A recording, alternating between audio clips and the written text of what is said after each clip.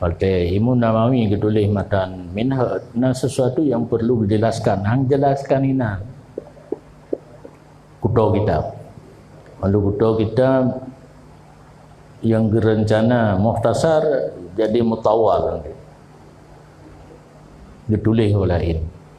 Nyoki hina pada manlung rumpurna urang tapi karak kiamat hana rumpati.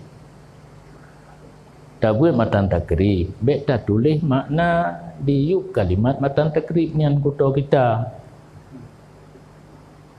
Benar buku lain tak apa. Pu kalimat benar yang hana mufhum tahirun. Tulis kan tahirun sama dengan suci. Oh dah ulang tak kalang kamu sedratnya. Oh ditulis diuk kalimat matan takrib atau iyanahnya yang hayilam iyanah ibu mati tulis mana. Nya kena gadah helme be hanan tu pu. Yang kana di Jawa. Tun Walid Nur Zahri Jawa hanan tu pu tun le batnya. Ge semua buat le pimpinan daya Darul Hadis di Malang. Jamul Jawami.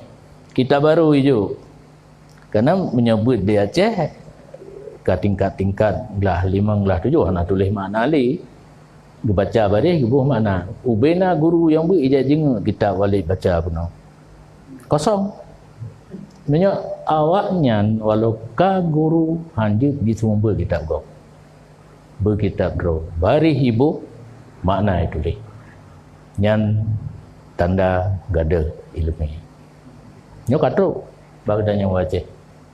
Nah lunjuk kitab kerana mit yang hana tibulanya kai orang kampung kai pulang ubat longgalan subhanallah mahli ka punoh tulisan yu atu kagada tulisan asli nyopat loncok pedoman water ya dak kai Imam Nawawi waktu tulis matan Minhaj na kalimat na hal na surah yang hana jelas inan ge tulis bah sabah kitab tu maka gekeun lang kutubah tauna tingat fi makna syarhi dakai itu pada makna syarah bagi matan Minhaj nyan neti pa ane min ile yang katruk ba long gede hana ibatik kana kanggure dong hai hana ibu ke ibu ada ngampung eno na purno ya bahkan yang get neblo buku sabah neblo pulpen ni kredit ni jauh. Karena ladang alasan hana buku. Ada alasan hana pulpen. Nya karena tumpu.